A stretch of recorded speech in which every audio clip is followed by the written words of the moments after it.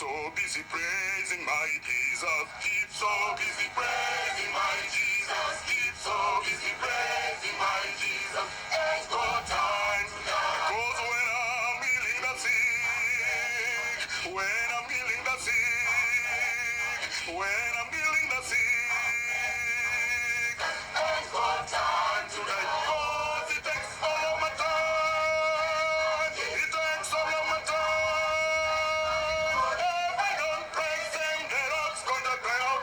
Glory and honor, glory and honor. Ain't got time to die. Lord, I keep so busy working for the kingdom. Keep so busy working for the kingdom. Keep so busy working for the kingdom. Ain't got time to die. 'Cause when I'm feeding the poor, oh, when I'm feeding the poor, oh, when I'm feeding the poor, ain't got time to die. 'Cause it takes all of my time. It takes all of my time. If I don't praise Him, the rocks gonna cry out. Glory and honor, glory and honor. Ain't got time to die. Lord, I keep so busy serving my master. Keep so busy serving my master. Keep so busy serving my master. Ain't got time to die. 'Cause when I'm giving my all, when I'm giving my all, oh, when I'm giving my all, ain't got time. 'Cause it takes all of my time. It takes all of my time. If I don't praise Him, the rocks gonna cry out. Glory and honor, glory and honor. Ain't got time. Now want to get out of my way. You get out of my way. If I don't praise Him, the rocks gonna cry out. Glory and honor, glory and honor. Ain't got time to die.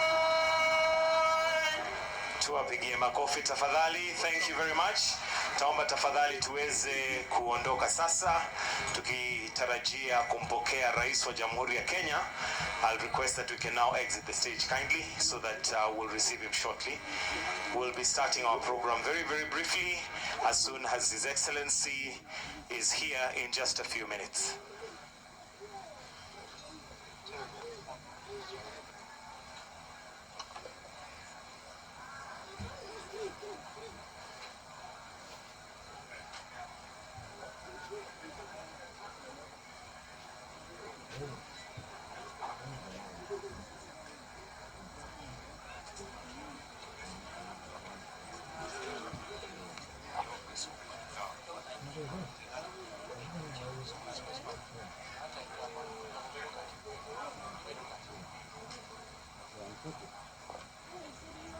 Banyak na ito. Ini kan. Belum ada kayak gini. Kayak itu kan ini apa?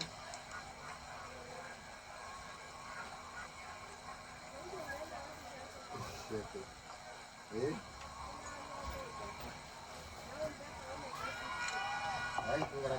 Let us all rise. Sote tusimame tukimkaribisha Rais wa Jamhuri ya Kenya.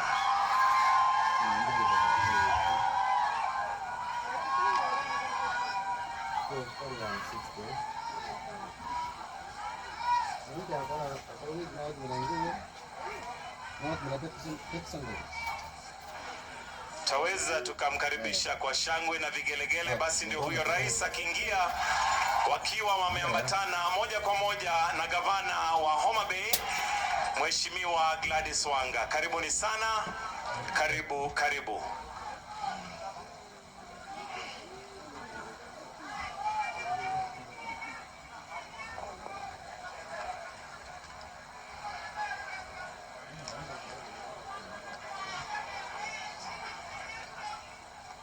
Naomba tubaki tumesimama ili tuweze kuanza na wimbo wa taifa. So I'll request that we all remain standing. We'll start with the national anthem, followed by the East African anthem before we proceed with the rest of the program. So kindly, if there's anybody who is seated, I request that we all be upstanding as we start with the anthem. I'll request that all the photographers and media in front, kindly let's clear so that we may begin with the national anthem in just a second. Let us begin with the national anthem.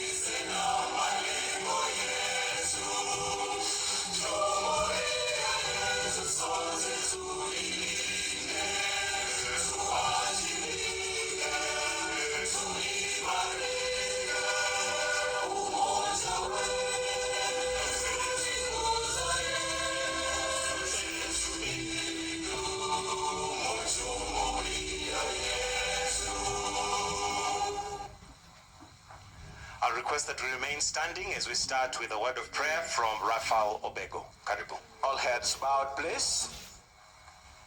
King of kings and Lord of lords, he who dwells in the heavenlies above, hallowed be thy name today and forevermore. It has behooved you to spare our lives, thus bringing us this far. We are gathered here for this conglomeration. We want to commit His Excellency, the President, into your hands. As you bless him, I pray that you are going to bless this county, the county of endless potential. And so, Father, as we begin, we invoke your presence in our midst. I pray for a moment of a jokand, a moment of a brouhaha, a moment that is going to result into a quantum leap. May you keep at bay every single jungle maneuvers that may be orchestrated by the devil to thwart your dealings in regard to this particular conference. For this is my sincere circumambulation, for I supplicate in the name of God the Father, the Son, and the Holy Spirit. Somebody say amen.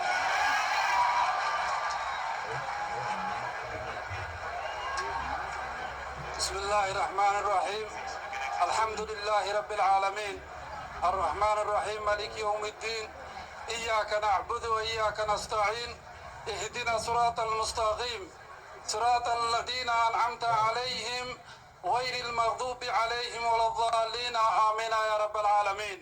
يا الله مجالي كينيا يتو، يا الله مجالي رئيس ويتو جمهورية كينيا، يا الله وجالي مغفناس yetu, ya Allah wajalie viongozi wetu, ya Allah mjalie kaunti yetu, ya Allah mjalie gavana wetu Gladys, ya Allah mjalie hafla hii, amina ya rabbal alamin. I kindly request that we resume our sitting positions. Your Excellency, the President of this great nation, Dr. William Samoei Ruto, Your Excellency, the Governor of HomaBay, Madam Gladys Wanga, Your Excellency, the COG Chair, Madam Anne Waigoro, Your Excellency, Ambassador Meg Whitman, all governors present, all cabinet and principal secretaries present, all local and national leaders present, distinguished guests, ladies and gentlemen. Your Excellency, sir, at this point, allow me to invite the governor for HomaBay, Madam Gladys Wanga, to now come and lead us in the rest of the program. Tumkaribishe kwa makofi tafadhali. Welcome, Governor.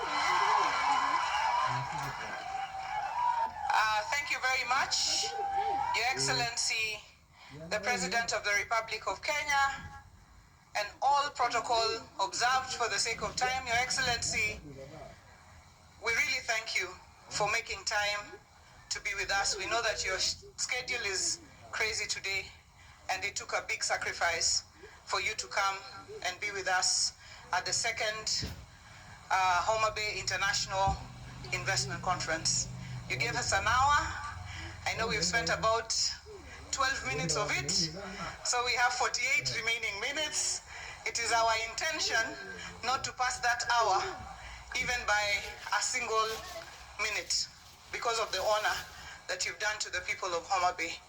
And the HomaBay people are here inviting guests from the breadth and length of the country and the world, investors, CEOs, different people. Our local leadership is here, and I'd like to just take this opportunity to make a recognition of our local leadership.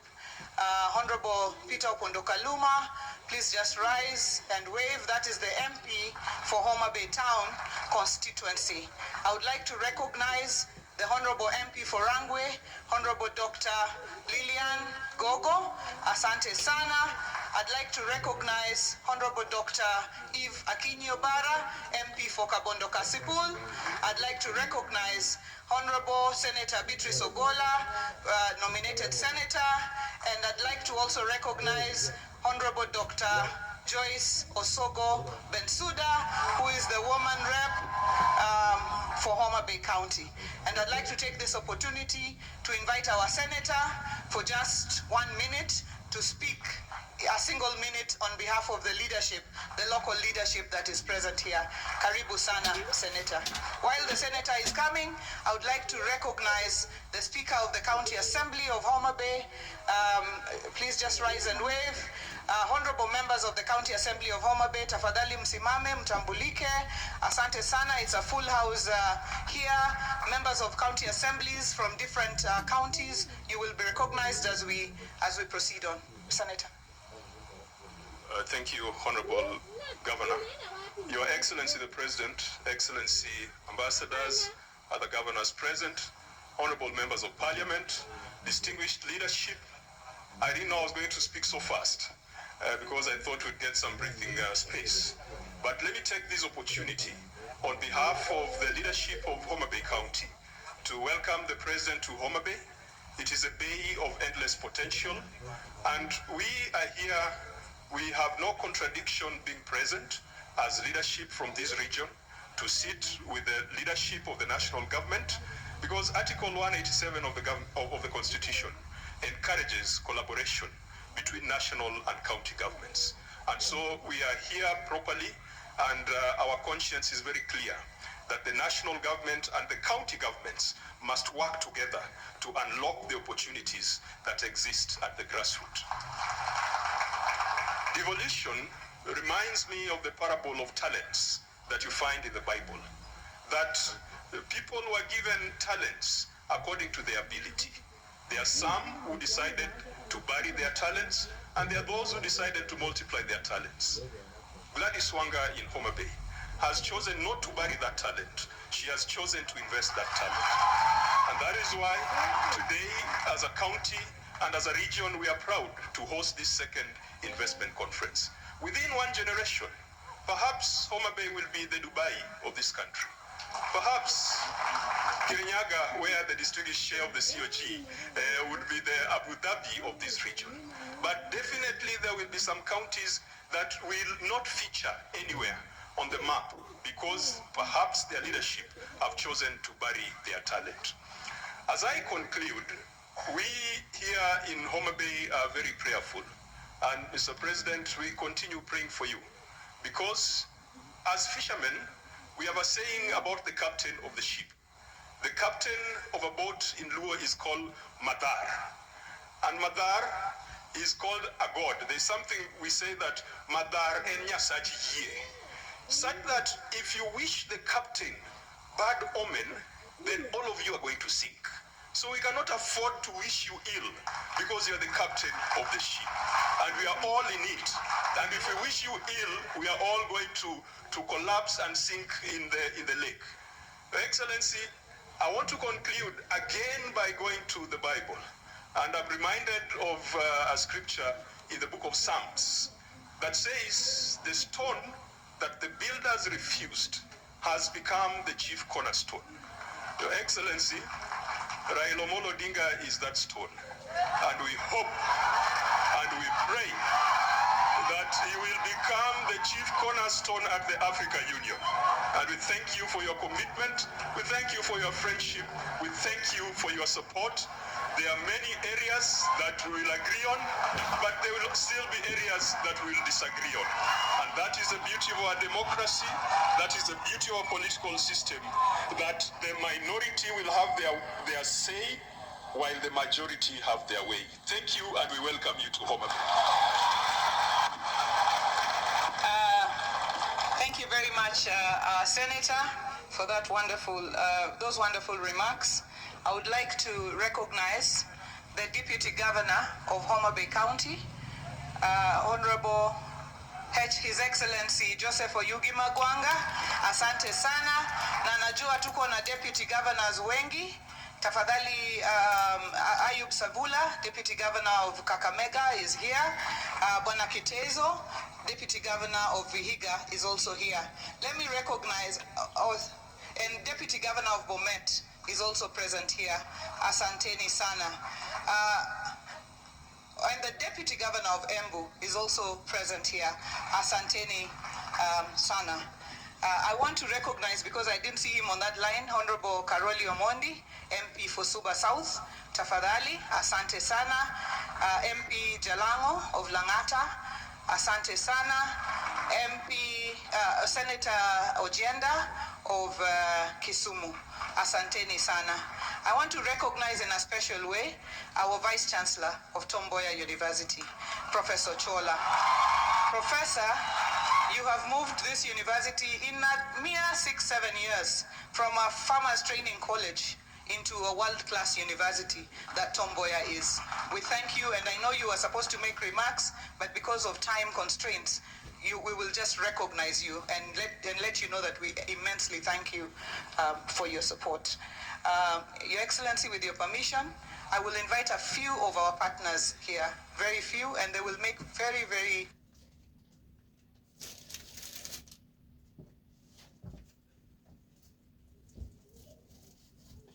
And we have here, Your Excellency, governors.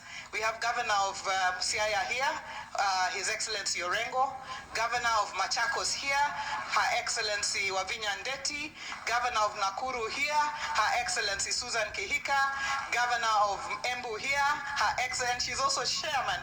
We call her chairman of, the party we would like to be bigger than, but is trying to be bigger. We say, anyway, chairman and Governor of Embu, Her Excellency Cecily Mbarire, and of course the chair of the Council of Governors, Anwar Guru, and Governor of Kericho County, Eric Mutai, and we are very, very happy to have the governors present here with us. So if I invite you, please just know that we have a very short time, and I'd like to invite Gatsby Africa, if you can just take your 2 minutes to come. Yeah. Please, Bwana Sam, haraka kidogo, tafadhali. Ni dakika ni 2 na tutamalizia hapo. Yeah. So we will have Major General Otieno, Jules Ngankam, Miss Nessim Debti, and Paul Russo. Please be nearby if you're a bit far. Your Excellency, sir, not the speech. No, reading speech. All protocols observed. Today is a great day because we're in HomaBay, where we've been supporting a county that has endless potential in commercial agriculture. And I'll just take less than a minute to say, Your Excellency, that there are many sectors in Kenya that have really good opportunities for sector transformation for the economy.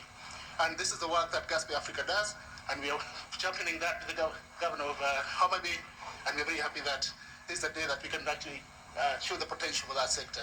So we welcome you all, and we hope that you come to the session in aquaculture in the afternoon to see the potential that this country has. Thank you. Thank you very much. Gatsby, Your Excellency, has done a spatial mapping of the lake. And It's just going through the processes to get to cabinet. But now we know where we can put fish cages, we can put this or the other without guessing. So it's a great job that Gatsby have done. Let me invite Major General. Please, you have 2 minutes. This is Shipyard. Karibuni, you are one of our biggest partners here.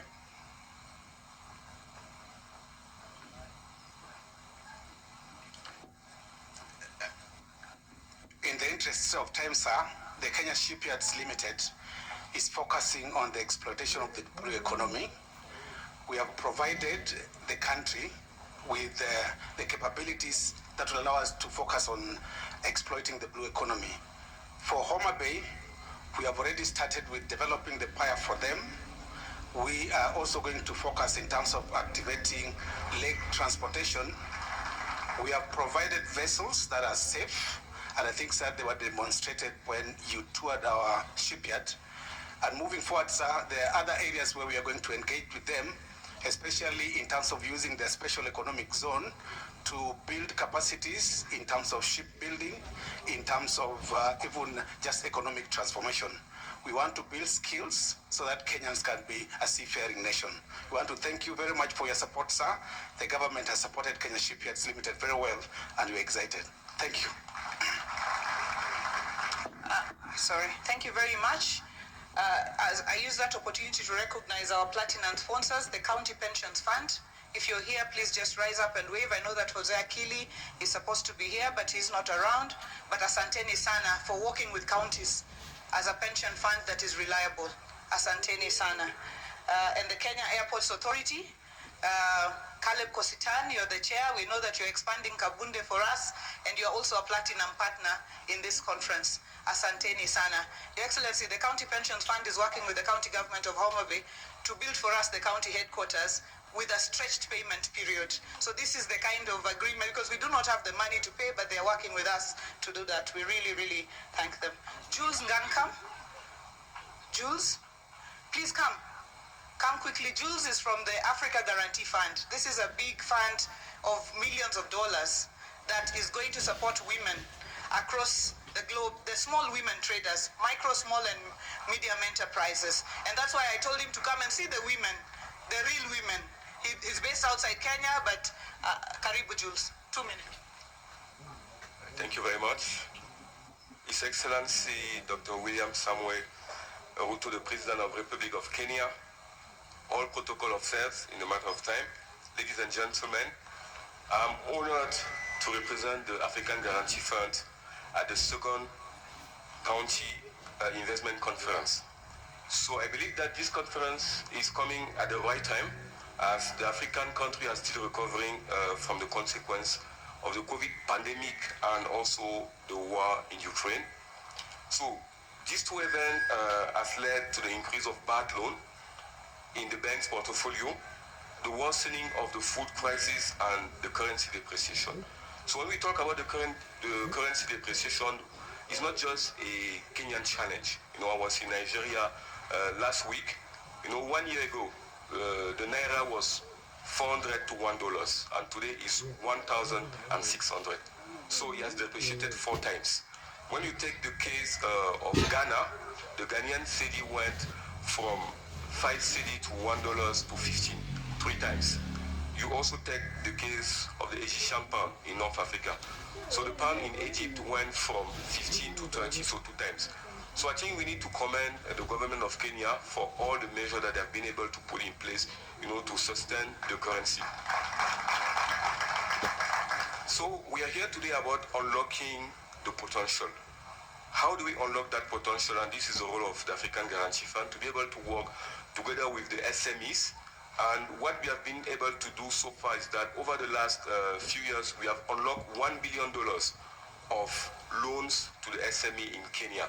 So we currently work in 45 countries in Africa, where we've been able to unlock $5 billion of loans. So we are very happy to be here, and we would like to work with all the countries in Kenya, but we do believe that we need to start with the country of HomaBay, where there is a lot of potential, and we really need to all come together, the private sector, the public sector, the financial sector, to unlock the potential. Thank you very much. Asante Smith. Thank you very much, Jules. We are happy that you're planning to start with HomaBay. Pia tuko hapa na governors ambao wamefika HomaBay. Hawa ni marafiki wa HomaBay. Majority leader of the National Assembly, Kimani Machungwa Ichungwa. Karibu sana. Kimani Machungwa Ichungwa. That's how I call him. He's my colleague for a long time. Asante sana. Let me now invite Ms. Nasim Debji, who is the CEO of Diamond Trust Bank. Karibu. In just 2 minutes, I hope you will be able to deliver the message. Sorry.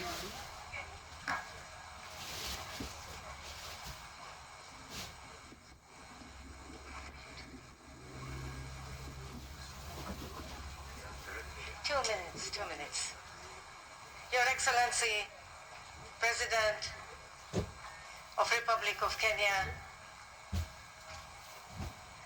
William Samoei Ruto, all dignitaries, protocols observed. Jo HomaBay, Amosu. Jo HomaBay, Amosu.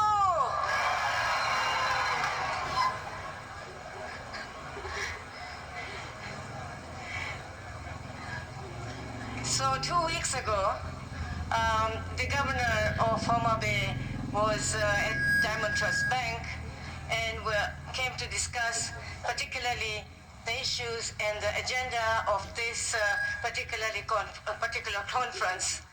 I was really impressed with this lady's energy, impressed with her courage, impressed with her strength. And I said to her, how can we help you? Is that right? And we went on discussing, we had some lunch together, and we agreed on certain areas of support from Diamond Trust Bank, which includes financial inclusion, which includes financial literacy, low-cost housing, and support for blue economy. So these are the 3 or 4 or maybe 5 areas that we will support the governor with. Governor, thank you very much for encouraging me to be here, because I'm really for supporting women. I myself is a woman who come from a very, very marginalized family. But nothing stopped my journey, nothing should stop the journey of our Governor Gladys and all other governors, the G7 whom I met today, last night. And I have to say something else, otherwise my staff will get really mad at me, and that is the word called erokamano. Erokamano.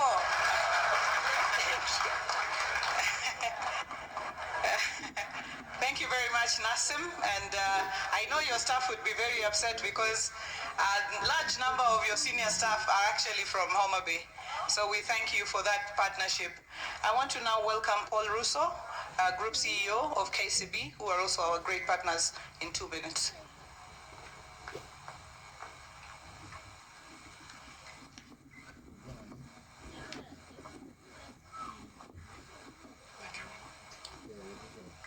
Your Excellency Dr. William Samoei Ruto, the President of the Republic of Kenya, all protocols observed, the Governor of HomaBay, we truly thank you for the partnership.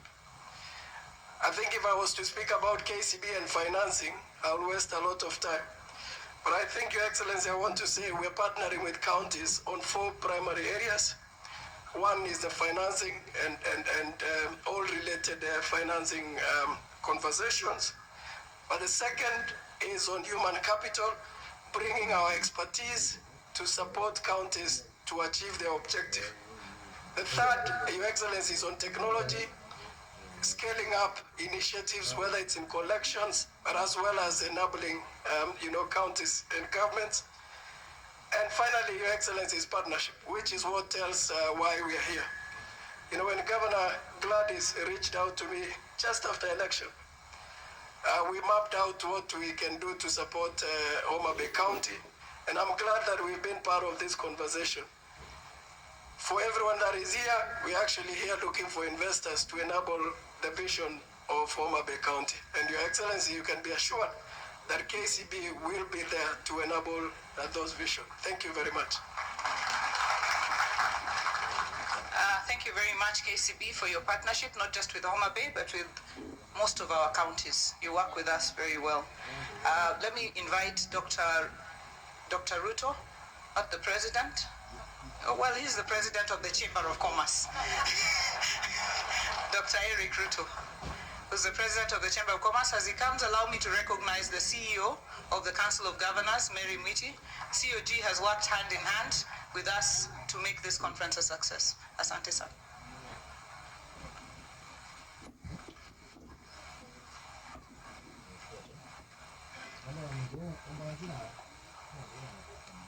Thank you very much, Your Excellency, the President, Dr. William Samoei Ruto, the President of the Republic of Kenya. I'm Dr. Eric Ruto, so maybe next time you don't confuse. All the dignitaries who are here, senior government officials, and the investors who've come to HomaBay. As Kenya National Chamber of Commerce and Industry, our commitment as a private sector is that we are going to partner with all the counties in Kenya, 47 counties that we are present in 47 chapters. In terms of market access, we've come here to HomaBay, and one of the products that we want to be able to provide market is a fish. And we have one of our patron members, Your Excellency, during our international trips that we accompany you, we went to Dubai. One of these members was listed in 77 supermarkets in Dubai, and they've committed that they are able to buy all the fish from HomaBay. We've discussed with the governor. We are going to work with the cooperatives to see how we can be able to export the fish from here to other countries. And I'm sure you've done your part to bring the dollar from 160 to 145. The private sector, we are going to do our part to further bring the strength of the Kenya shilling against other international currencies. We are also supporting the SMEs, especially in financial access. Your Excellency, you've led with the Hustler Fund since 22nd December last year, exactly 3 months and 5 days. We've given loans to 6,500 small SMEs, approximately 35,000, with a very good repayment rate. So in terms of password, Your Excellency, we have the password for the SMEs to be able to have a financial access. In addition to that, as the county set up their county aggregation industrial parks, we are setting up the software. You are doing the hardware. We are in the process of training the SMEs. We have a program of approximately $40 million that we're going to partner with the SMEs across the country. And finally, for purposes of cross-border trade, we have an association with Time Africa. I can see the CEO is here. We have registered approximately 9,000.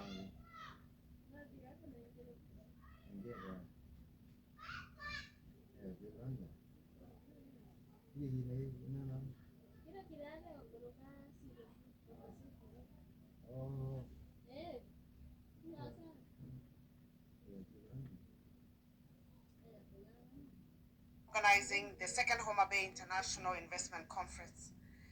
On behalf of the Council of Governors, I would wish to extend our heartfelt congratulations to Governor Wanga and her team for their exceptional dedication and foresight in orchestrating this landmark event. The vibrancy and dynamism exhibited in bringing together stakeholders from diverse sectors and geographies epitomize the spirit of progressive governance and socio-economic advancement. In the spirit of our theme, Unlocking the Bay of Endless Potential, let us embrace change and innovation in the ever-evolving landscape of investment. As Winston Churchill once said, the pessimist will complain about the wind, the optimist expects it to change, while the realists adjust the sail. In the spirit of this theme, we ask that we embrace change and innovation in the ever-evolving landscape of investment. The HomaBay County International Investment Conference serves as a beacon of progress, not just for HomaBay County, but for the entire nation. It provides a platform for collaboration between different levels of government, the private sector, and key stakeholders. The theme is not just a slogan, but a call to action. It is an acknowledgement that our counties are rich in resources, skills, and untapped opportunities. As we deliberate on this agenda, we are essentially charting a course for sustainable growth that goes beyond the conference. Yesterday, Your Excellency, the women governors pre-launched the G7 strategy. The plan aims to empower and support the 7 female governors in demonstrating efficient and strategic governance within the devolved structures, a crucial approach to ensure the successful implementation of our plan is women's economic empowerment and financial inclusion. Your Excellency, it is our hope with leaders like Gladys Wanga, Cecily Mbarire, Susan Kehika, and all the other female governors and Wavinya Ndeti who are here, that will set an example that will help us achieve in elected governor's office 30% of women governors in the next election. That is why we are saying G7 to G16. Your Excellency, county governments are in sync with the national agenda of bolstering the country's production capacity to revitalize key sectors, aiming to enhance productivity and eliminate hunger and lower the cost of living. Your Excellency, each of the 47 county governments has unique opportunities for investments, and all of us have identified our value chains and are working with the private sector and stakeholders under the implementation of the KIPES initiative to ensure that we are working to improve employability and to bring investments in this in our counties. Your Excellency, in addition, the counties have gone further to provide a conducive business environment. They have worked in the adoption of digital technologies. They're working with youth empowerment and establishment of incubation hubs. Your Excellency, we are also providing necessary infrastructure and amenities so as to attract these investors. Distinguished ladies and gentlemen, and Your Excellency, as a council, we note and appreciate the role of the private sector as partners in transforming the county's development and growth through investment.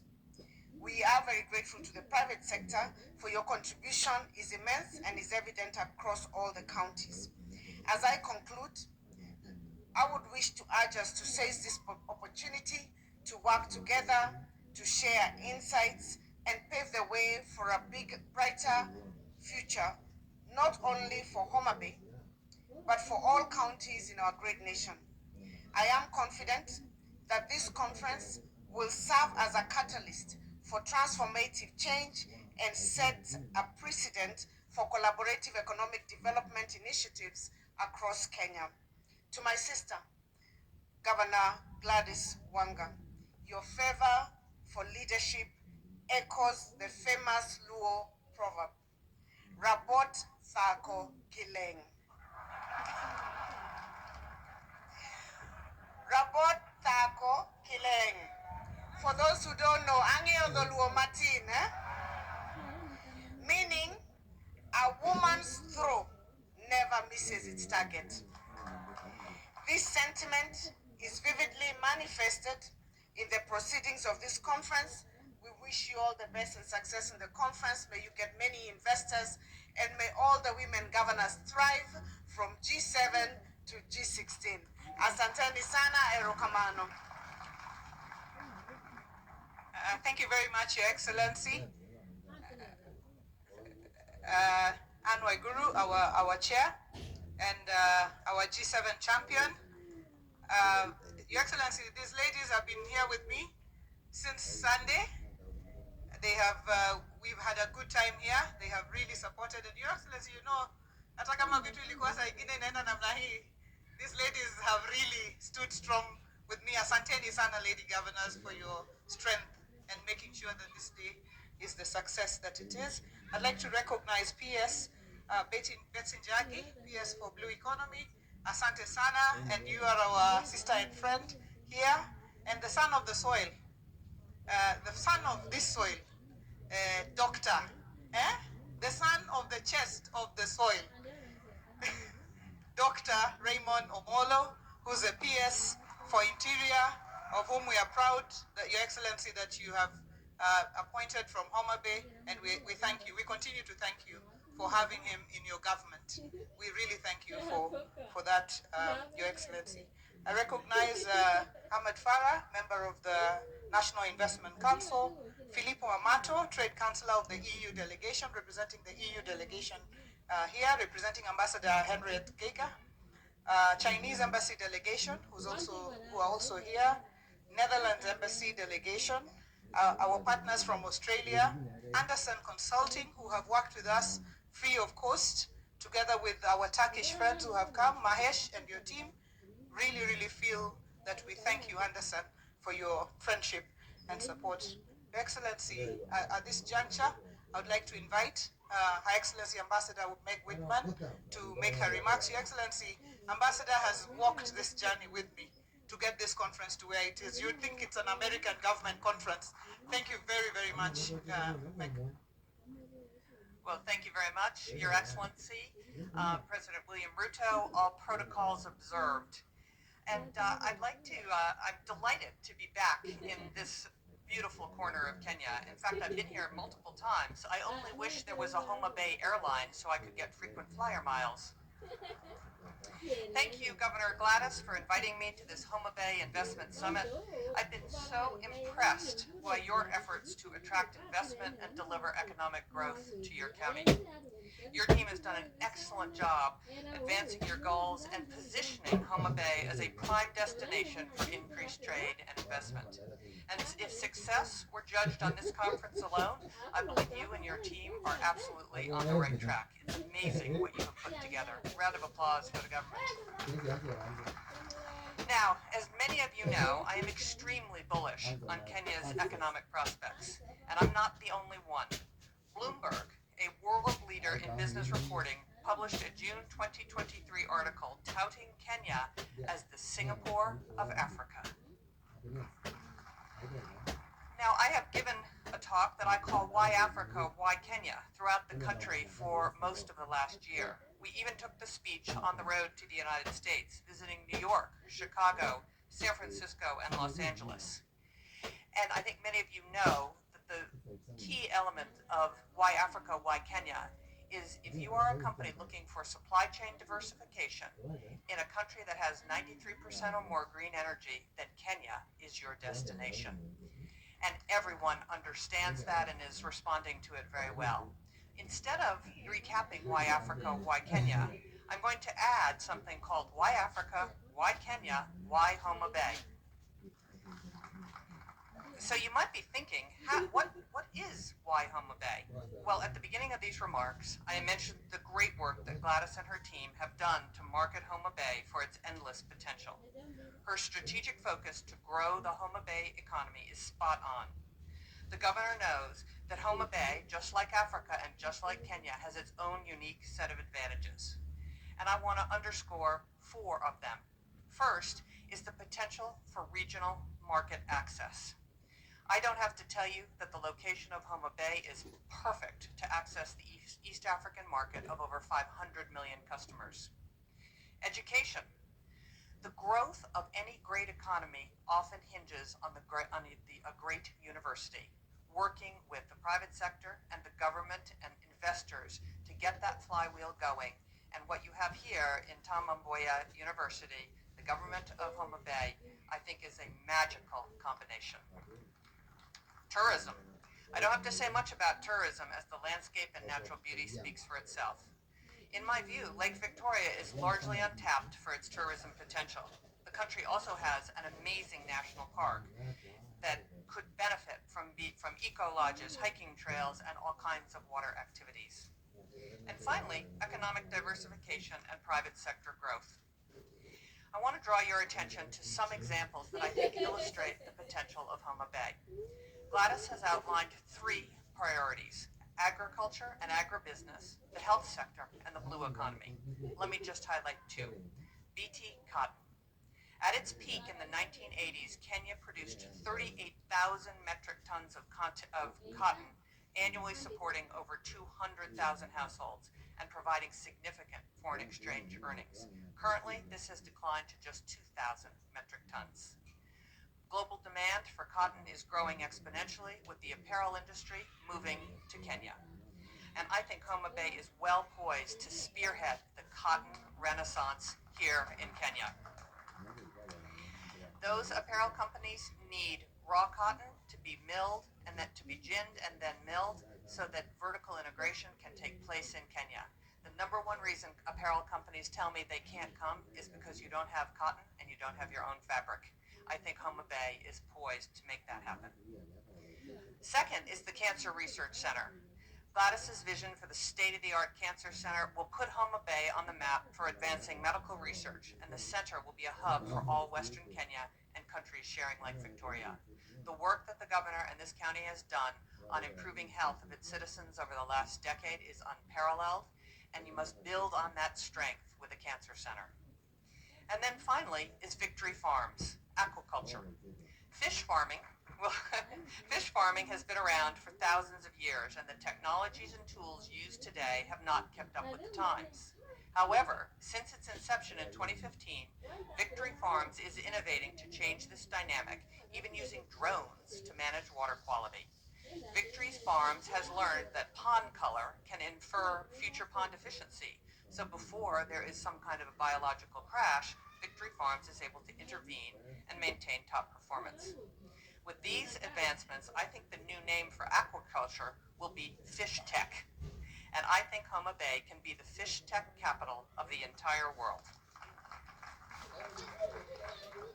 So, although Governor Gladys and her team are focused on 3 priorities, which I support, it's not just limited to those 3. I see great potential in energy, mining, horticulture, housing, and business process outsourcing and call centers.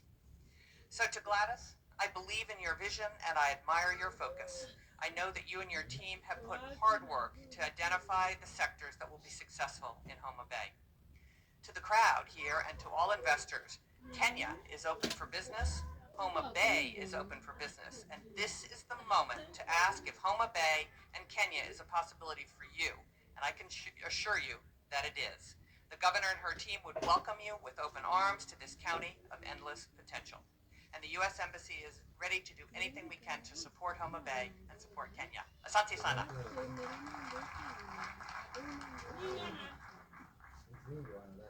Thank you very much, Meg, for your support, not just in word, but in action. You have truly acted and supported us. Not just HomaBay, you have supported us as governors, and I'm really thankful on behalf of all of us for your support and guidance. I remember when we first met you as women governors, you told us, don't tell us many things. You know, we came with everything in the world we could think of. You said, just tell us about 3 key things. And that's a lesson I learned on focus. And that's a lesson that we are taking forward. I would like to recognize Gerald Mahinda of Afropal. Asante Sana. We're going to do the palm oil journey together, and we'll be signing the MOUs here together with the Migori County government tomorrow so that we begin the journey on oil palm. The UK delegation, the British delegation, Asanteni Sana. John and your entire team, you have supported us and we are truly grateful for your support. The HomaBay team that worked day and night, did not sleep at all to have this conference happen in the way it has. Please just rise and wave wherever you are. Tafadhali, asanteni sana. This team led by the DG, mumefanya kazi kwa bidii, together with the Council of Governors team and Can Invest, who have also worked with us, and the Kenya Tourism Board, who have worked together with us to get this far. Your Excellency, we have now, between you and me, about 25 minutes. So if you allow me, I'm just going to use 5. And then the other one I will leave to CS Alfred Mutua, to also invite CS Mburia and invite you. So we are not going to go beyond 1 minute beyond the 1 hour. We are that disciplined. So Your Excellency, allow me to really thank you for the work that you're doing together with us here in HomaBay. The affordable housing program, today you don't have time, but it is nearly done. They're fixing the windows.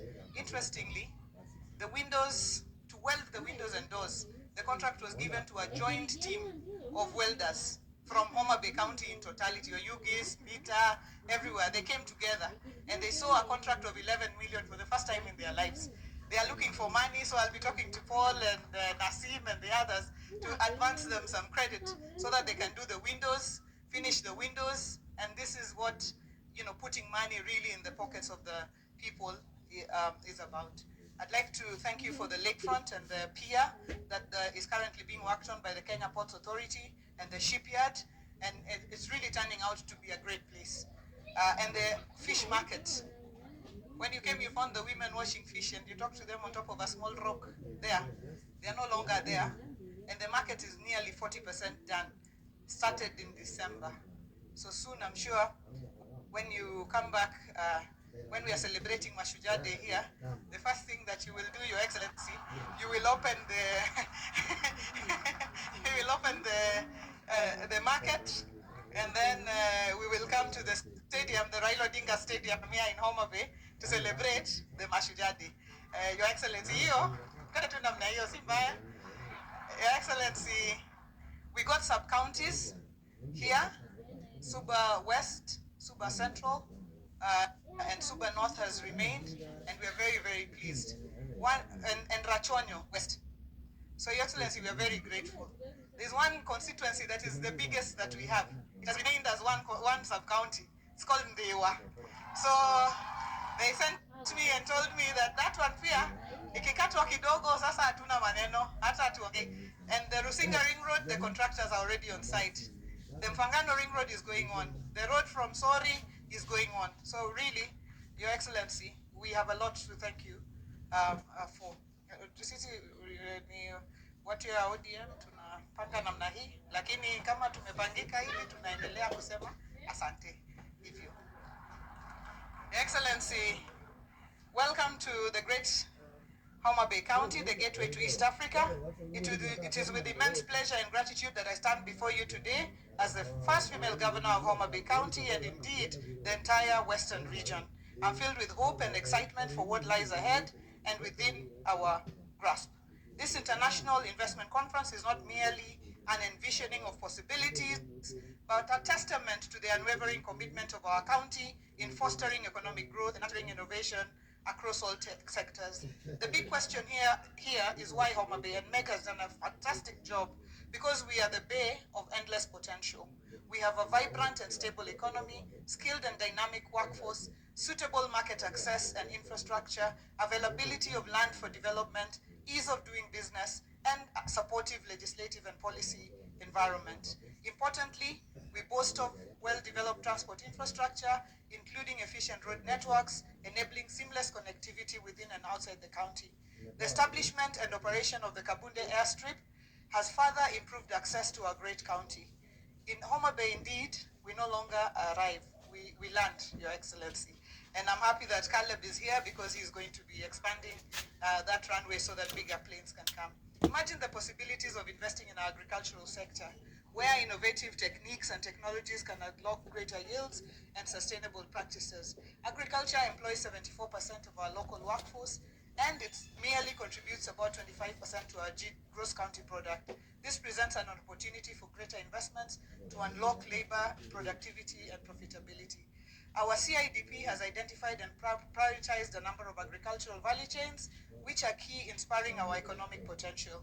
We aim to revitalize cotton production. Your Excellency, we aim to be leaders in cotton production. We aim to produce 50% of the cotton produced in this country. How? We have registered 37,000 farmers on 42,000 acres. We, as a county, have bought 10 tons of seed, BT seed, for this season, costing about 50 million shillings. The government, Rivertex, together with industry, are also giving us another 10 tons. That makes it 20 tons. We can grow on about 20,000 acres this year. If the country grows on 60 or 70,000 acres, we will be going towards the 50% mark of cotton production in this country, Your Excellency. Na hao ni wakulima ambao wako hapa.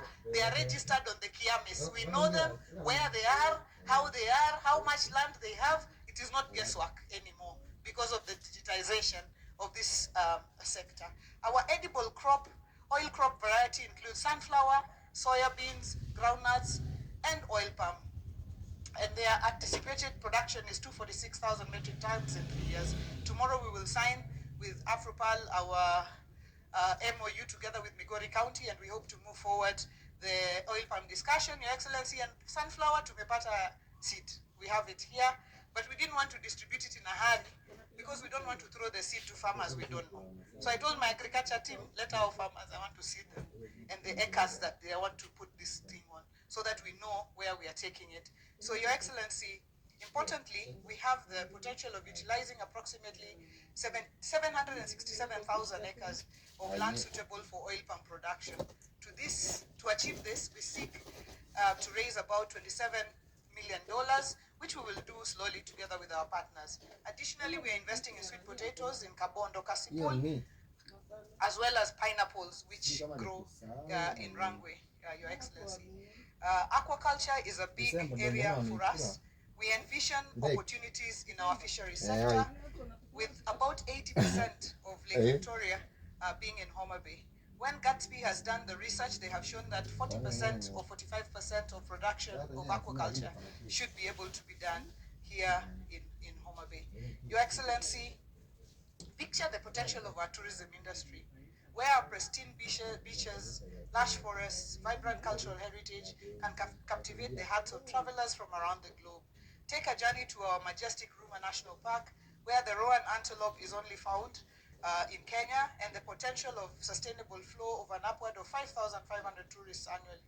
Visit our iconic 16 islands of Rusinga, Mfangano, Sena, Ngode, Kiwa, among others, as well as the piers of Kindu, HomaBay, Mbita. Indulge in the view of flamingos of Lake Simbinyaima and its mythical volcanic lake. Your Excellency, from Kabunde to Mara Serena, exactly 2 hours driving.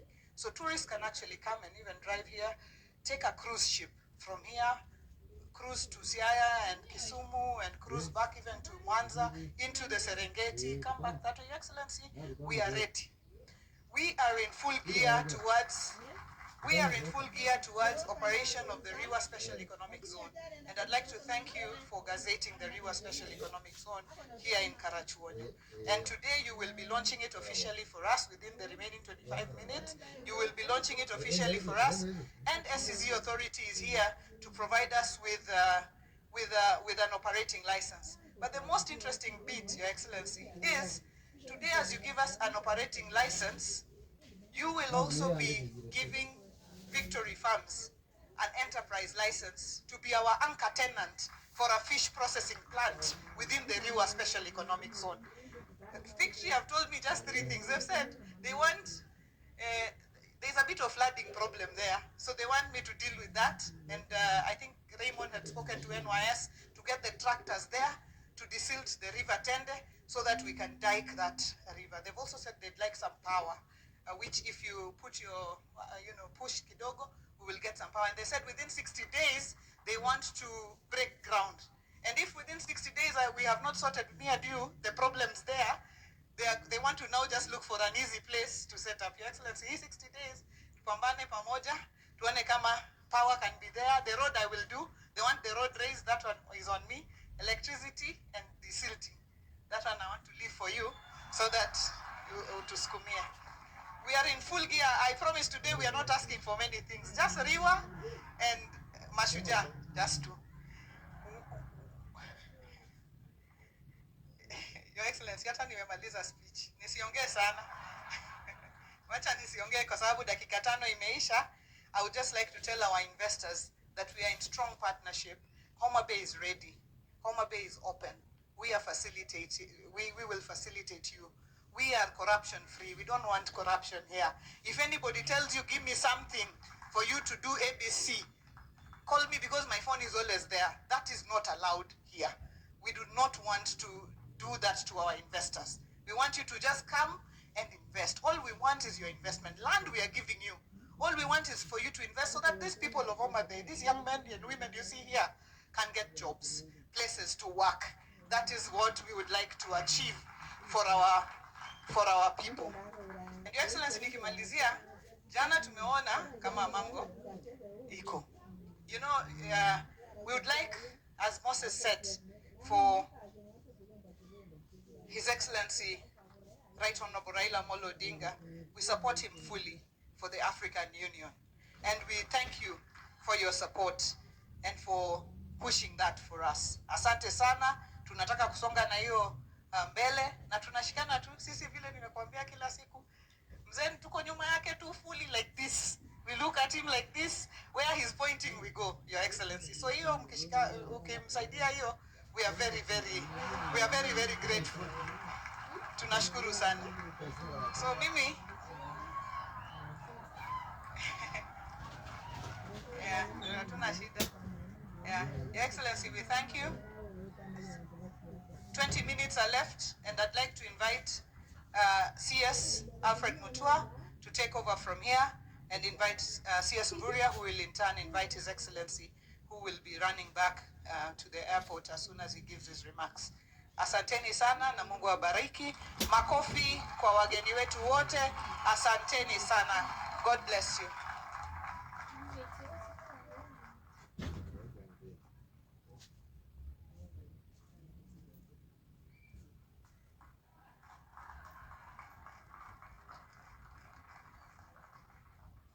Your Excellency, President William Ruto, Governor Wanga, governors, all protocols observed. Osawore. Kabla sijaongea nataka kuwatambua chairman of parastatals who are here. If you can just ask them to stand up to be recognized. We've got a chairman of Rivertex, Dr. Langat, just stand where you are. Dr. Chanzu of National Housing Corporation, chairman of Italy, Daudi, chairman of Lake Victoria, chairman Kositani was recognized, and all the other chairman of parastatals, karibuni sana. Your Excellency, I woke up this morning and looked out of my window and I saw the sun rising and shining over Lake Victoria, and what a sight to behold. This is a beautiful county, an amazing county. I want to start by congratulating Mheshimiwa Wanga. This is great. As a two-term governor, you're on the right track. You're on the right track.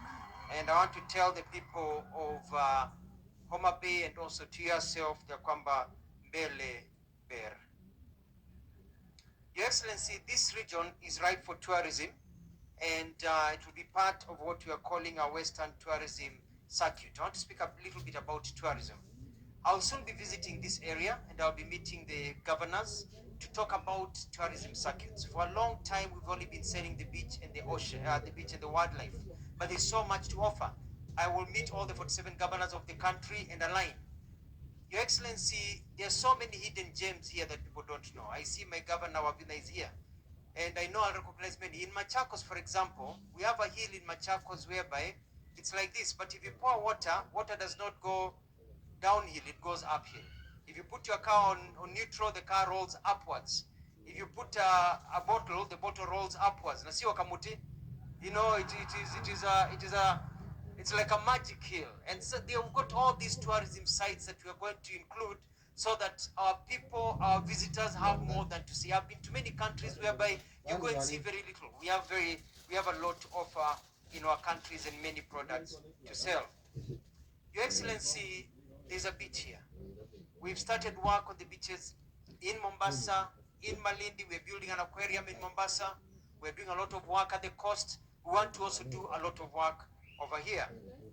HomaBay, with the Lake Victoria, is ripe for investment. We are thinking of working together with investors for a Lake Victoria cruise. We don't just have 2 cruise ships coming to Mombasa. We think about a Lake Victoria cruise. So we've got a cruise ship that starts maybe in Kisumu, goes all the way to Jinja, to Entebbe, to Mwanza, and bring people to HomaBay so that they can spend their money here, go to Ruma National Park and see the animals that are here and spend money. The tourism numbers, Your Excellency, have gone up. I'm proud to report that at the end of December, we were at 1.95 million visitors. Currently, as we stand here, we've surpassed the 2 million mark. We are at 2.1 million visitors to our country. I'm estimating that we'll get 2.3 to 2.5 by June of this year and 3 million by the end of this year, or even more by 2027. We have a plan on how we are going to achieve it, and it is very, very possible. Your Excellency, as I come to conclusion, tourism is a very soft area for all of us. We can make a lot of money in tourism. I am talking about domestic tourism in as much as talking about tourism for wholesale. I'm organizing Kenya Tourism Board so that we can market properly. Kenya Tourism Board has been marketing the same way for 20 years. We are changing how it's marketed. We are looking at halal tourism, medical tourism, cultural tourism, and many other areas. But for these to thrive, we don't just want visitors, we want value. We want people with a lot of money. And so what we are doing is that we're encouraging quality tourism. Governor Wanga, when visitors come here, people are going to Dubai, Singapore, and other places. Why? Because they are basic comforts. Every area, there are clean toilets, there are beautiful malls, there are good health centers. So we need to invest on the comforts that will bring and value tourism to our country. I'll be back to HomaBay very soon so that we can continue. Investors, please, we only have 1 or 2 or 3 hotels here. This place is ripe for hotels. For some of us who know how the hotel industry works, and with Wanga giving free land, if you want to invest and make money, I call upon you, please come and invest for build hotels here in this area. And finally, I want to say that the sun has risen and is witnessing a new dawn in Kenya. Dreams are becoming a reality, and if you want to make money, then as Governor Whitman said, this country, under the leadership of William Ruto, is a place to be. Mbele iko sawa. I want to welcome my brother Mvuria machache, alafu mwalike Mheshimiwa Rais. Shukran.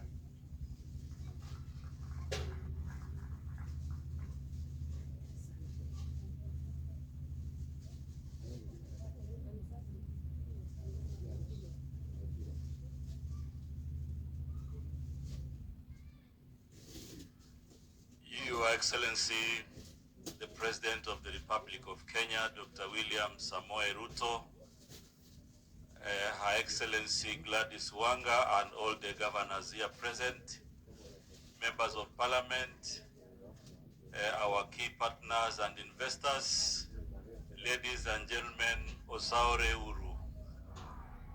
Osaore Uru. Erokamano. Your Excellency, I will be very brief, but before I say 1 or 2 things, I want to recognize the presence of our government spokesman, Honorable Mwaura, is also in the midst. Your Excellency, I want first of all to congratulate the Governor of HomaBay for putting in a great investment conference, which is really inspiring and also showing that devolution is the way to go. Your Excellency, I know you are pressed with time, but I want to also appreciate your commitment to foster the relations between the 2 levels of government, and I want to assure you that in the cabinet, on behalf of my colleagues and all the PSS, we will endeavor to support you to make sure that we continuously grow the partnership between counties and the national government. Your Excellency, more particularly HomaBay County is a very potential county in terms of blue economy and maritime affairs. And just to give a synopsis, you know, 86,000 metric tons of fish in the last 1 year, 58% came from HomaBay County.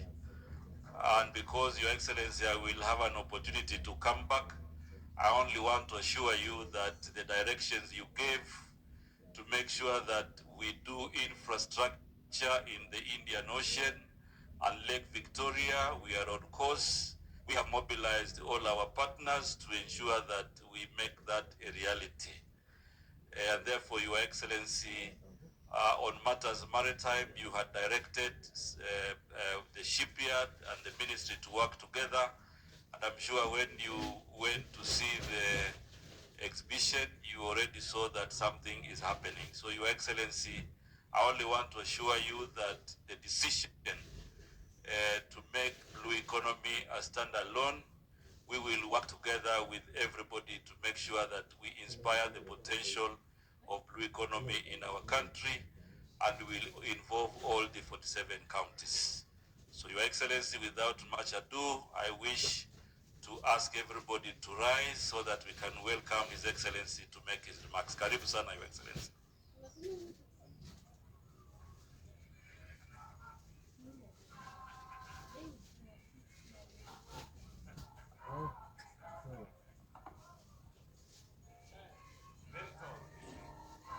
Haya, asanteni sana.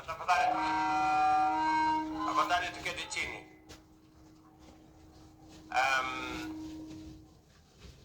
My sister, Governor Gladys Wanga, the Governor of HomaBay, Ministers present, Ambassador Wickman, governors who are present here, na watu wote wa HomaBay, hamjambo. Amoso ujadurua. Jadurua unchi. Jadurua umor. Bwana Yesu asifiwe. Nyasaye ber. Sejete. Asante sana. I am delighted to join you all at this very special, highly appropriate and impressively organized event, which is inspired by the necessity to transform devolution beyond governance and sharing of resources into public service. The incubation of opportunity, facilitation of radical economic revival, and the enabling of prosperity at the grassroots. I want to confirm that seeing the theme of this investment conference, unlocking the bay of endless potential, that we will not only be talking about endless potential, we will move potential to opportunity, and we will move opportunity to investment. Under the bottom-up economic transformation agenda, the government of Kenya is committed to play its designated role in order to strengthen devolution as a fundamental constitutional mandate, but also because devolved units bring numerous opportunities for rapid economic growth into sharp focus. Further, our value chain approach to implementing better relies on strategic interventions to enhance or unlock productivity in sectors and industries at every county. In fact, the strategic pillars of better situate counties as focal points of implementation, making them centers of action in our quest to transform the opportunity landscape in our country. As we have noted, our achievements so far bear clear imprint of intergovernmental collaboration. Since 2022, we have empowered farmers to increase food crop yields, as a result of which we have recorded successive bumper harvests, taking us closer to our vision of eradicating hunger in our country.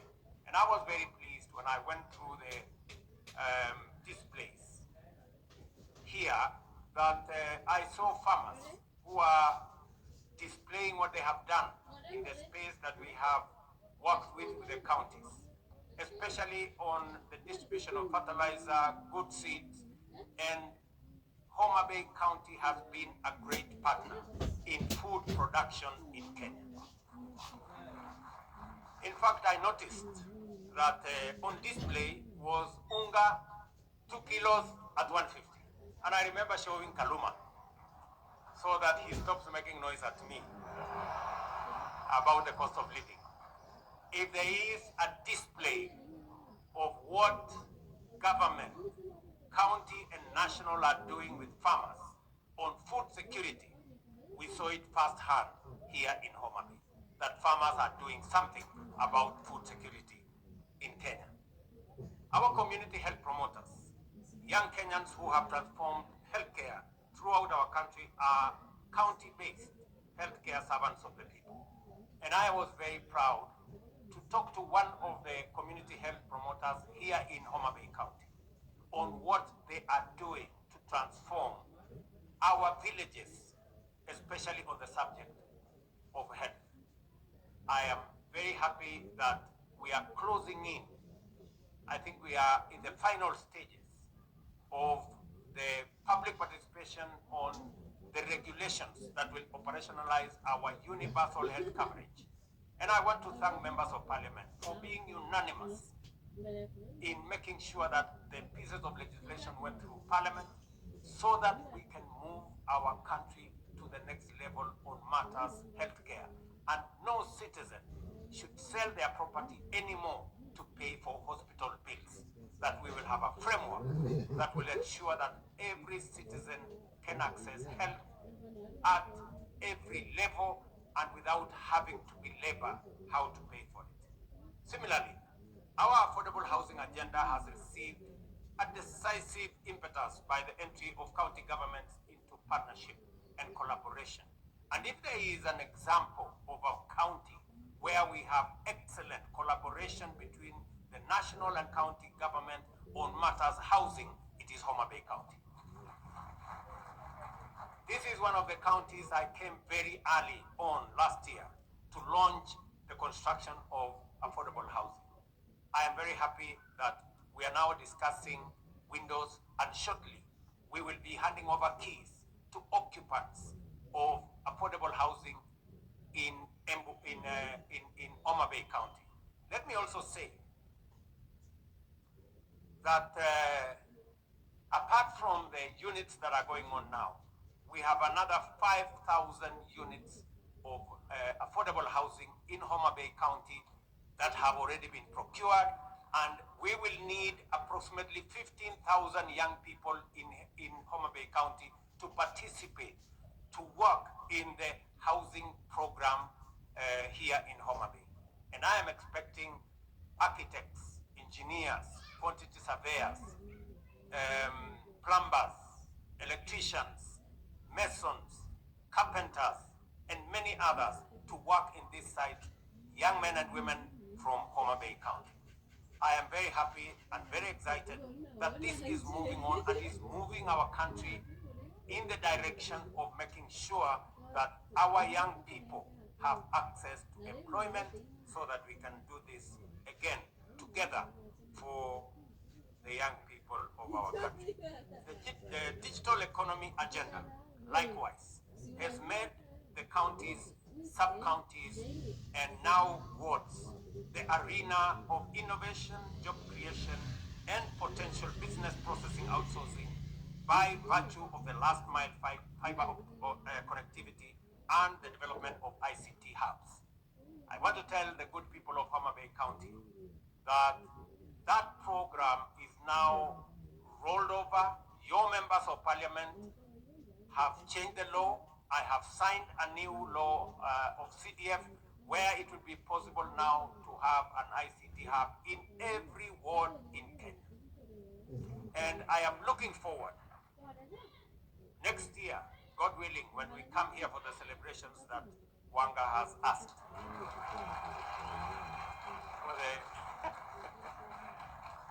for the Madaraka or Mashujaa celebrations that we come here. I will be coming here to see the ICT hubs that will have been built by our members of parliament.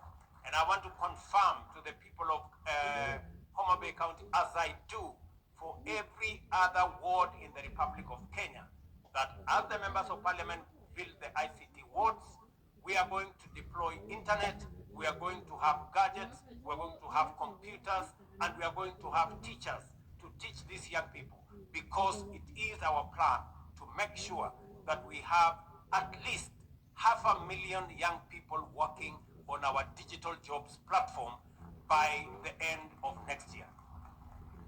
Ninyi mnanielewa watu wa HomaBay?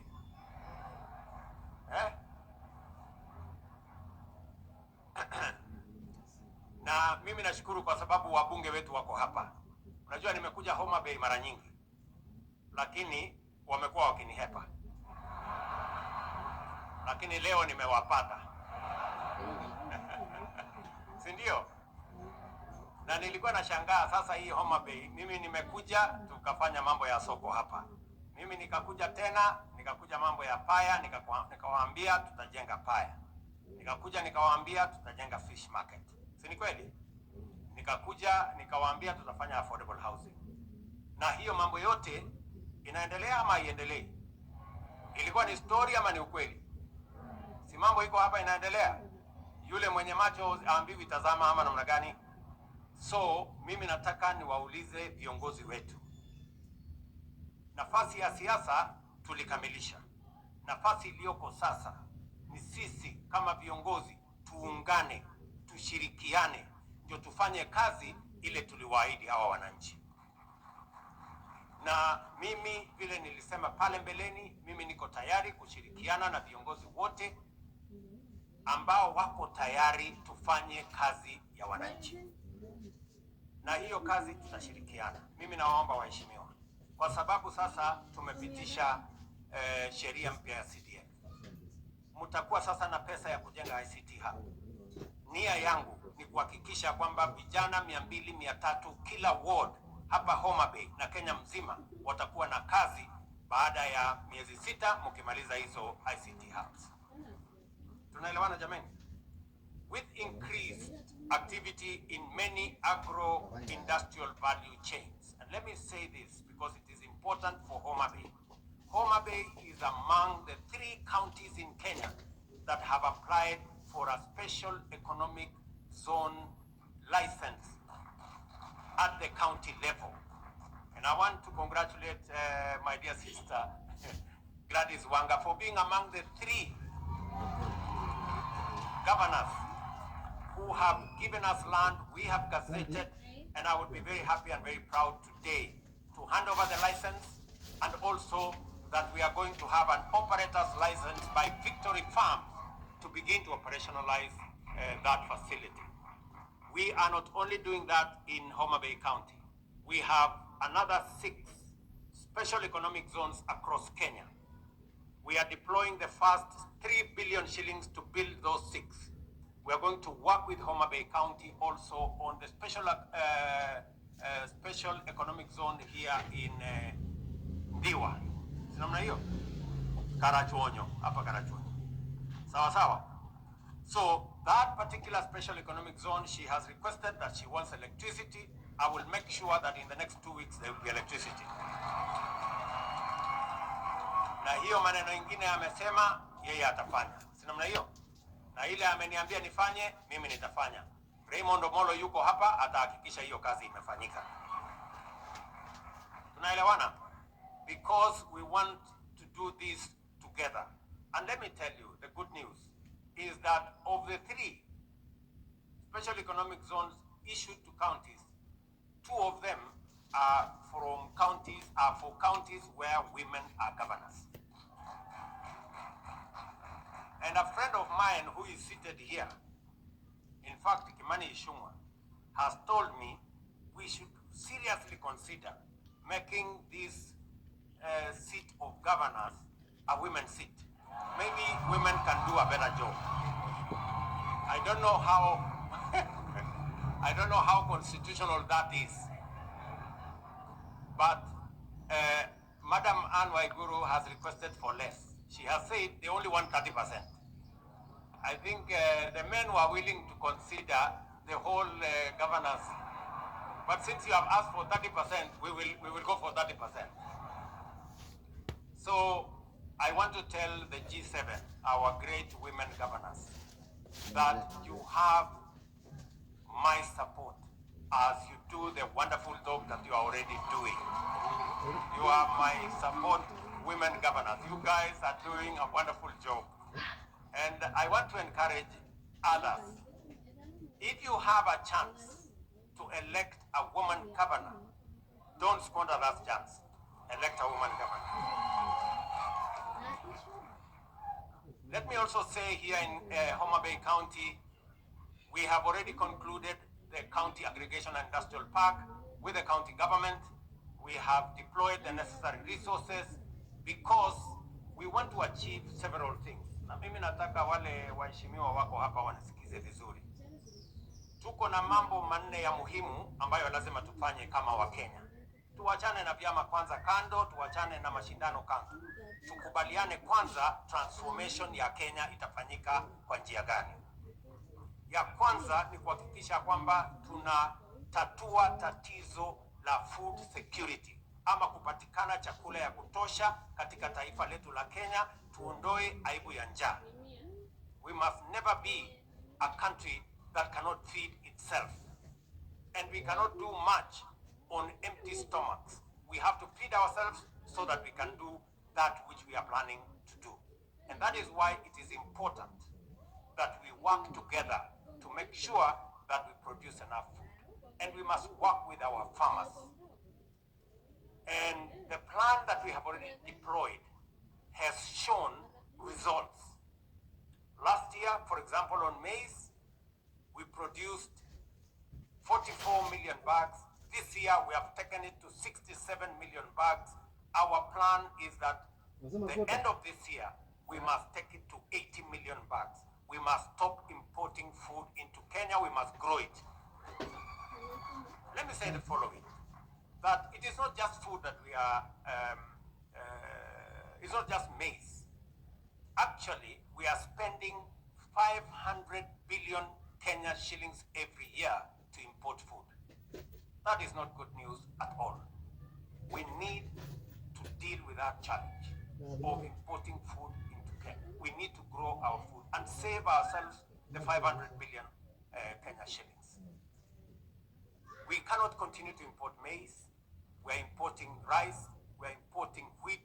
We are importing edible oil. We are importing sugar. We must stop it. And we can only stop it if we grow it locally, if we produce it locally. So the plan we have on producing locally is a great plan. And I am happy that HomaBay County is among the counties that is working with us on this journey towards making sure that we reduce on imports of food into our country. One of the areas is the one my good brother Mvuria has mentioned. Here, blue economy, we decided that blue economy is going to be among the areas we are going to invest in, because we have a potential of $1 billion just to produce if we focus on our blue economy. And it is the reason why the great people Bensouda nataka msikize. It is the reason why in this lake front we are putting up, and Mpuria is here, he is going to explain to you in greater detail, 11 fish landing sites. When I told the people of HomaBay we are going to build a fish market here, they may not have believed me, but I want to tell you in the next 4 months that fish market will be ready. I told you we are going to build a pier here. I want to promise you that in another 4 months, that pier will be complete. I am now telling you, we are investing another 1.5 billion Kenya shillings on 11 fish landing sites along this lake. We're going to build a fish landing site at Nyandiwa, down the road, you know where Nyandiwa is. We're going to build another one in Wakula, you know where Wakula is. We're going to build another one is Mainuga, you know where that is. That is just in HomaBay. And then in the rest of the other 5 counties at the lake. And it is because we identify the blue economy as a source of food, as a source of helping us to reduce the importation of food into Kenya. I also want to say that last year we imported 500 metric tons of sunflower seed. I am very happy that HomaBay County was among the counties that are working with us on seed multiplication. I have instructed Calro to set up a seed multiplication facility on 500 acres here in HomaBay County, so that HomaBay County begin to contribute to the seed production in Kenya. Our plan is that this year, this year, we want to put 200,000 acres under sunflower this year, and we want HomaBay to be front and center as we go in that direction. I am very happy that an MOU is going to be signed tomorrow between the counties of HomaBay and Migori on matters palm oil.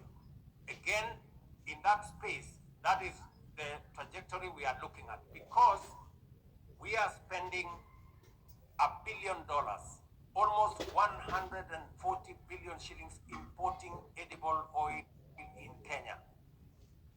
I want to promise you that our plan is that in 5 years, we will not be importing edible oil to Kenya. We will be producing it here, from palm oil to canola, to soya, to sunflower. We have a comprehensive plan, and the secretariat in my office is working with counties to make sure that this is achieved. And my staff from that secretariat, I'm sure they are in this forum. Kuna watu wa kutoka pets from here? Yes, they are here, and they are going to have a conversation with the county, because we have been working with them to make sure that every county participates, especially those counties that have the kind of potential we are looking at. I want to commend HomaBay County for emerging as a determined fast mover in many of these partnerships. This has enabled the county to showcase to the nation, region, and the world the first opportunities awaiting investment in order to create thousands of jobs and create billions of shillings in money and wealth. Apart from demonstrating the effective leadership, that effective leadership can transcend the politics of the day, HomaBay has opened the eyes of our nation to the splendor and bounty that HomaBay is endowed with. This investment conference now is in its second year and has defined these endowments into attractive investments in diverse value chains, from tourism and hospitality, the blue economy, several competitive agro-industrial subsectors, as well as housing and ICT. It is true that, as suggested by the theme of this year's conference, the opportunities in HomaBay County are not just limitless, they are also endless. So, tuendelee na hiyo kazi kabisa. From the meticulous showcasing of bankable investment opportunities in a broad range of value chains, to the evident surge in industrial and economic activity throughout the country, as well as the international engagement with partners at all levels of the public and private sector, locally and abroad, HomaBay is taking undeniable and unstoppable steps to emerge as our nation and region center of vigorous economic activity. And I want to commend the people of the county of HomaBay. You won the Hustler Cup this year, last year, the end of last year. You have demonstrated that you love your county. And I want to ask the people of HomaBay County, support your government, support the county government of HomaBay. I am very happy that Gladys is walking in the steps of true leadership. She found revenue to this county at 195, she just told me 195 million shillings. She has pushed that revenue last year to 650 million. She tells me she's already past 600 million and she's targeting 1 billion shillings this year.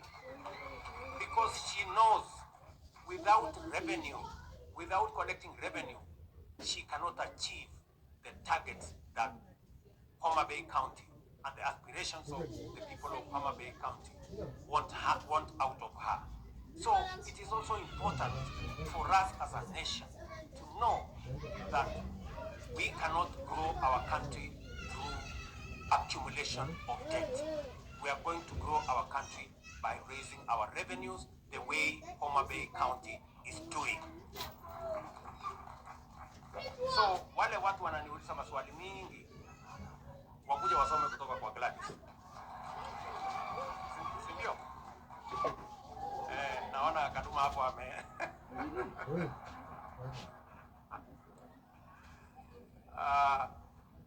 I commend the county government of HomaBay under the leadership of Governor Wanga and her team for the good work that is being done and for successfully hosting this conference. I am particularly encouraged by your proactive attitude to opportunities for development, and I urge you to keep up the leadership, teamwork, and drive in order to deliver for the people of HomaBay, because when HomaBay wins, Kenya wins. I encourage all investors to move with confidence and engage with the opportunities presented by the county in this conference. The national government stands ready to do its part in facilitating investment at the counties and in leveraging the existing partnership with HomaBay to provide investors with the best chance to create jobs, create wealth, and expand their enterprises. I am very confident that the more we do this together, the better our country will be. We must all understand, the people of HomaBay must understand that each and every person has a contribution to make for HomaBay to be a great county. And it is the same. Each and every Kenyan has a contribution to make for us to be the great country that we all want Kenya to be. And therefore it takes commitment, it takes sacrifice, it takes hard work, it takes working together, collaboration, unity, and pulling together for us to take our country to the next level. I want to tell Kenya from HomaBay that we have a great country. It is our duty, it is our responsibility to make it greater. And each and every one of us has a contribution to make. I want to ask leaders, those of us who have the privilege to be leaders in Kenya. We are not necessarily the best. It's just that we have an opportunity. Let us work together. Let us build the spirit of unity together. Let us forge what will make this country a better country for all of us. As we discuss the opportunities in HomaBay, we will be discussing the opportunities in all the other 47 counties, and they are immense. It is for us to work towards building an environment that will give investors the confidence to invest in our country, so that, as I said, we can transform the potential that we have into opportunity and move the opportunities into investments that will then unlock the job opportunities, unlock the wealth creation, and take our country to the next level. So, friends, let me say I am truly delighted to be here. I am sorry I would have come earlier. I tried to excuse myself from coming to HomaBay this time, but it was not possible. You know how difficult it is to say no to Gladys. And so she made sure that she called everybody around me and I didn't have peace. So I just had to come. So because I have another engagement, I will not be in a position to take long and to be here. But I want to say that to the people of HomaBay, we will work with you, we will work with the county government of HomaBay as we work with the others to make sure that our country is greater. When I came for the campaigns, I slept here. I am probably the only presidential candidate in independent Kenya who does not come from this region, who came and campaigned and slept in HomaBay. And there are things I told you guys, and you thought it was a joke. Now you can see it is not a joke. Ndio. Niliwaambia tutapanga maneno kabisa na hakuna mtu atakuwa loser kwa hii kitu. Tutapanga ndio kila mtu apate kasehemu kidogo ndio tuende mbele. Si ndio? Si nilisema pale kwa soko. Hamkuniamini siku hiyo, lakini sasa maneno inaendelea namna hiyo. So, na tunaomba Mungu ikae namna hiyo. Because I remember very well I told you that time that we want to unify the country. We want to work together towards the unity of Kenya. And that is important to all of us. You know, and there is space for all of us in Kenya. You do not win by making others lose. We want a win-win outcome for all of us. We all want to be winners because those in the opposition must mean well for Kenya. Those in government must mean well for Kenya. But there are no citizens who are in the opposition or Kenyans who are in the other side. It is only these leaders who have a job to do something in parliament. But all Kenyans are on the same side. We belong to one nation and we have one goal to make Kenya a great country that we can bequeath to our children who will come after us. So watu wa HomaBay, asanteni sana. Mimi nimefurahi kufika hapa. Mtanisamehe sitakuwa na nyinyi muda mrefu, lakini vile tumekubaliana tutakuja hapa mwaka ujao kwa mambo ya mashujaa, alafu hiyo mambo ingine tunasema wakati huo. So asanteni sana. Mungu awabariki. Tunawapenda sana na tutarudi wakati huo mwingine. Thank you very much and God bless you. Tumpongeze rais tafadhali. And the other manenos we will talk in another forum. I think we can do.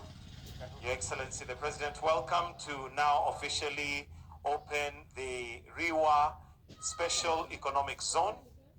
And you'll allow me to count you down by 5, 4, 3, 2, 1. Then you shall press the buzzer. So in 5, 4, 3, 2, and press it. And with that, we now have the Riwa Special Economic Zone officially open. Your Excellency, we also have some certificates here.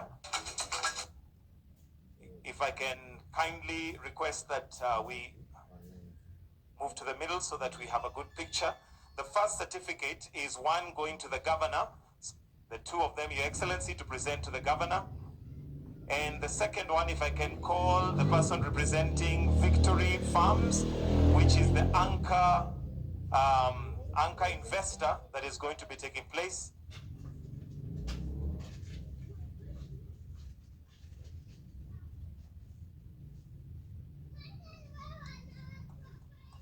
And we also have one, Your Excellency, for Victory Farms, which is the anchor investor that is going to be investing in that place.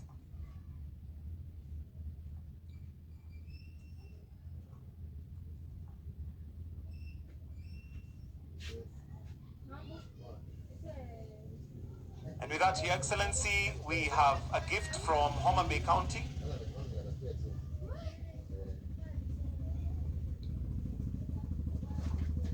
All right, it's not present, so I think we'll skip that. Your Excellency, we've come to the end of this session and we'll allow you to leave at your own pleasure.